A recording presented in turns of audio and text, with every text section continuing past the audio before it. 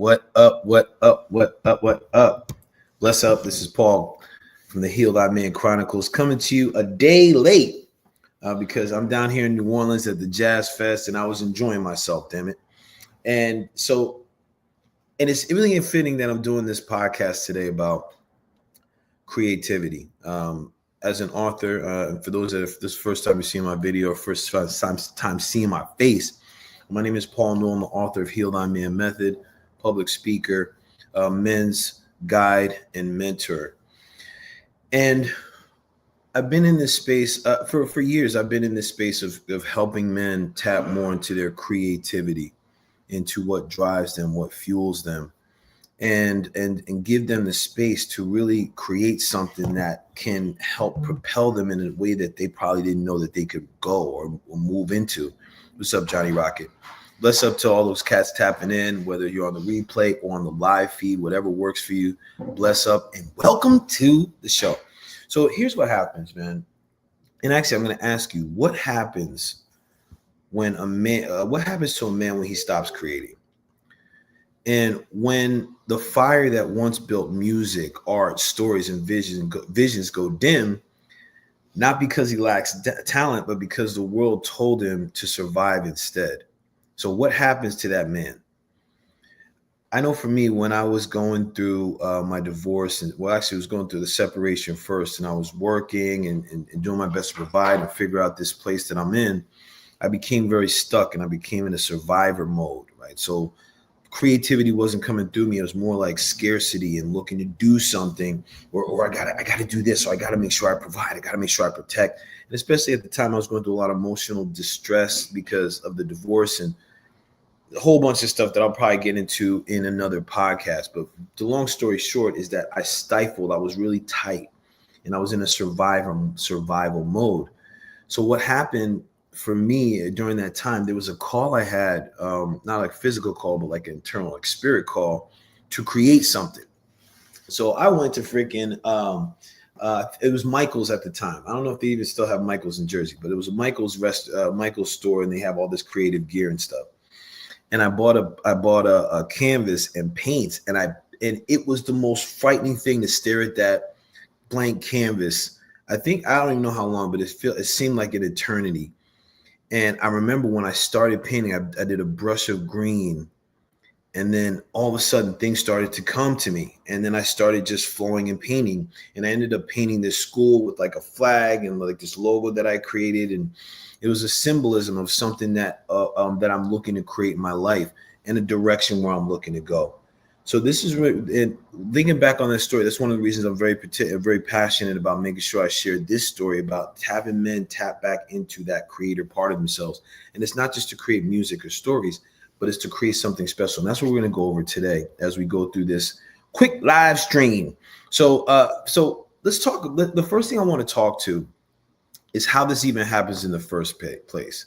And this is looking at the systemic and cultural conditioning. So if you think about this, one of the things that as a parent, when my son was younger, I wanted to make sure that I constantly supported him in creating. And the reason being is because from a systemic standpoint, from a young age, boys are taught be strong, be useful, provide, protect. This is what you have to do as a father, as a husband, all these things. And there's little room, if any, for them to have emotional expression, intuition, creative curiosity. And when I say emotional expression, it isn't just about like, let the boys cry. This is about having boys start to use language as far as what they're sensing, what they're experiencing. That's a big difference. Now, art I know for myself, when I was younger, I framed art as soft or feminine. And a perfect example is when I was in high school, I played the saxophone for up to like 13 or 14 years up to that point. And I stopped because I didn't think it was cool and I wanted to get girls. Think about that. I stopped playing the saxophone because I wanted to get girls. So I figured I'd play sports instead. Looking back on it, I'm like, that was dumb. I was like, what? Well, listen, it was my conditioning. And this is what I'm talking about right now, right? Because men who write or draw or sing or dance can get the social side eye, where it's just like, yo, is that really what you're going to do to make money, son? All right, listen, man, go get yourself a job and get out of my face. But this is the type of conversations that happen. and people, or men specifically, can stop creating because someone once told them it wouldn't pay the bills. And then what happens now? Men disconnect from their inner world to serve an external role or purpose. Now, the thing, that external role or purpose is that drive to provide and protect. So men often internalize their worth through becoming a utility. Like, this is something that I even speak about in the book, is that we use our bodies, even our sex organ, as a utility. And what happens is we get, and I think this is a part that's happening for men now, because more women are making more than men. And that's causing a disruption for men in most cases, even though they may not say it.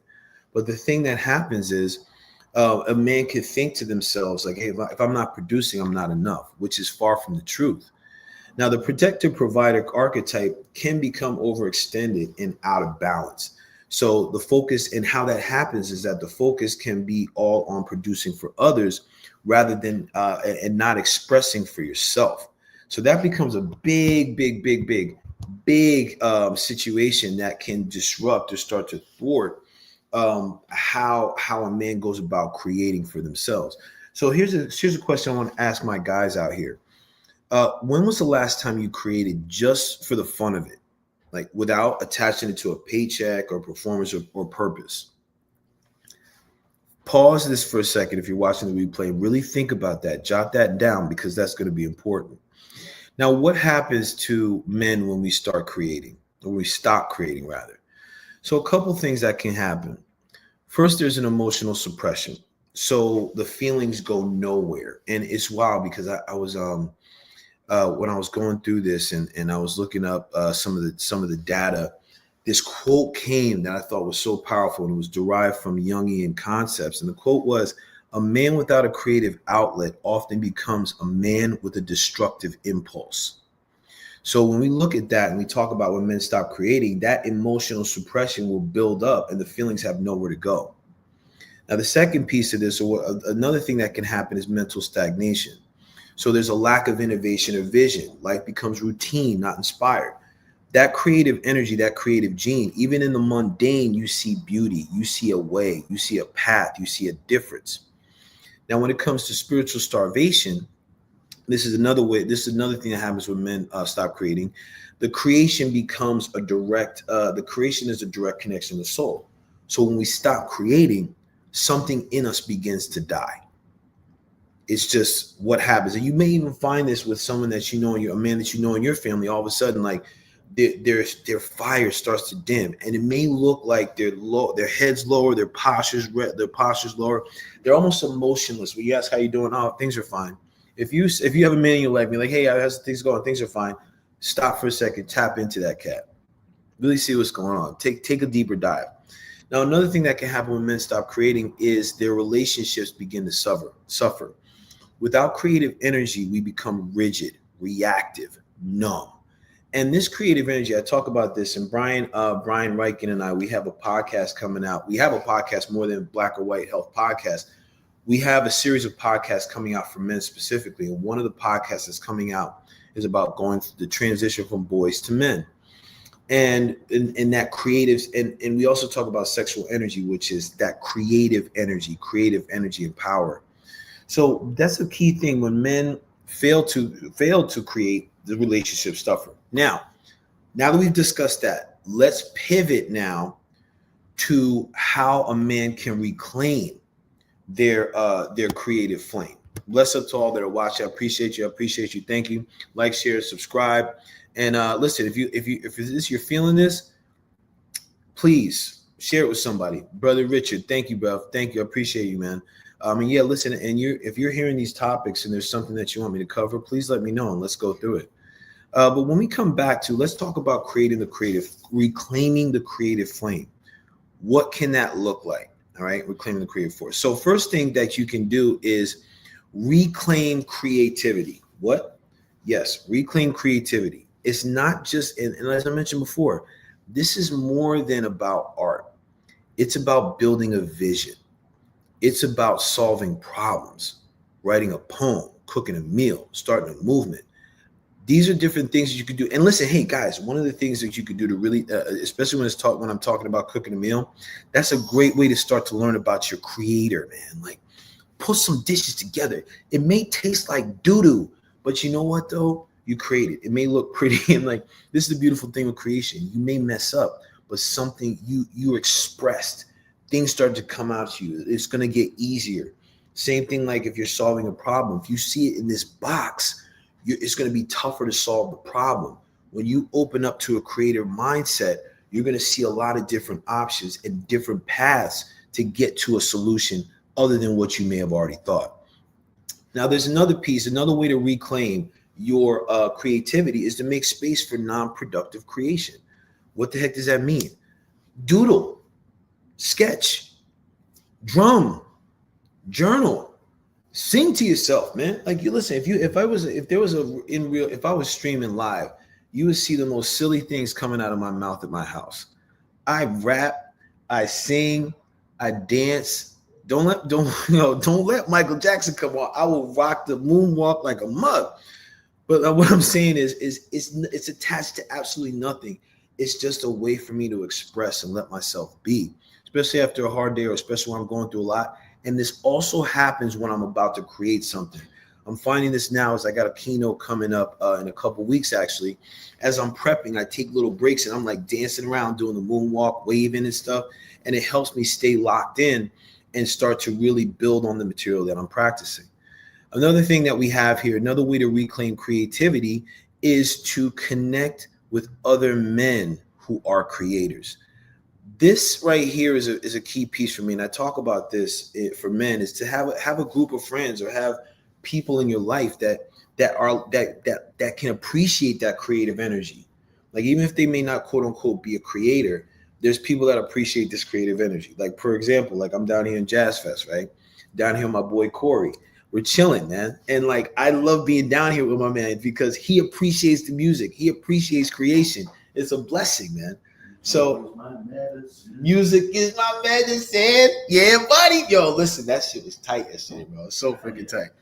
And it's beautiful. Even like yesterday, we saw Lenny Kravitz, and I'm in such awe of him and these musicians, these men that like go and play different instruments. Like Lenny's on the guitar, and I'm ready. Then he's like, we had to leave, but I'm sure he played the drums. I'm sure he played the congo. We saw a whole bunch of men out there doing different things. And that's the power of it, because when you're in that group, now all of a sudden the creator in you starts to come out. And it's the same thing in my men's group, men's mentoring men, men mentoring men, like to Lamar, Chris, Jonathan, Steve, Izzy. Like, we all come together, man, and we all appreciate creation. We all appreciate what we're doing in our lives and what we're creating in our lives. Now, here's a piece that it can be a little bit deeper, right? And this is where you may want to work with either a guide, a counselor, or whatever works for you. But this is where you want to look at healing the part of you that gave up the brush. So when I mentioned before about that instance that I had when I gave up the saxophone, and I'm looking to pick it back up this year too, especially after being here for Jazz Fest, I'm like, yo, man, this was crazy. This music is beautiful. But heal the part of you that gave up the brush. And for me, that part I had to heal was the people pleaser and the doing things for others, external validation, all these things. Because what happened was I started to recognize, like, wow, I wasn't doing that for myself. I was doing that for somebody else, right? What I say? I was like, yo, I gave up the saxophone so I could get girls. It wasn't for me. It was to get women. But like, if I had stuck to like, yo, this is for me, I would have recognized and kept too. Like, damn, man, when I played the saxophone, I let go, man. I let go. Yeah, last few years, I realized that. Yeah, thank you, Richard. Thank you, brother. This is exactly why I'm putting this out here, because I think there does need to be a different, an expanded, I like how you said that, brother, an expanded understanding of what creativity is, right? And it's free of judging yourself. So this part is, again, when did I put this creative part of myself down, and what was the reason? If you can look at that, right, and look at when you put it down, even the age, you'll notice that there may have been some sort of transition in your life that had you give up creating and you took on a different mindset. And this is what we want to get back to. We want to get back to that place where, oh man, like this is what I dig. This is what I love. So listen, as we wrap up, because I'm over time here, is I want us to go into some reflections. The first reflection for my guys out there that are experiencing some numbness or just like disconnected or just empty. If you feel numb, stagnant, or boxed in, what I'm going to ask you, ask yourself, what have I stopped creating? What have I stopped creating? Okay. Is it music? Is it art? Is it life? Like, listen, it could be anything. I'm free of being here to judge you. I'm looking here to wake you up, get you back to your light, get you back to this part of yourself that probably has been dormant for a long time and has had you suffering or stuck. Now, this next piece is what next reflection is, what creative gift did you put down that you're ready to pick back up? I know for me, the one thing I'm ready to pick back up is the saxophone. Instead of playing alto, I think I may either play a tenor, definitely not going baritone, but it's either going to be an alto or tenor. But this was the thing, because for me, when I was in stage band or when I was in band or even just playing a song, like when I would play, I could get lost in the music, man. Nothing else mattered. And then when I came out of it, everything would either become clear or expanded. So I say this because, guys, this is a way that we can really enhance our life. So I'm encouraging you, if this resonated with you, write some comments. Bless up to you, Brother Rich. I thank you for writing in comments in there. Thank you for your insights. I see you cats on IG. I see you cats on IG. Bless up to you. Thank you. I appreciate you. And listen, for next time, like, share, subscribe. If you dig the message, leave a comment. Thank you. And you know what we say, right? The book is out there. Right? So if you have yet to get a copy of Heal Thy Man,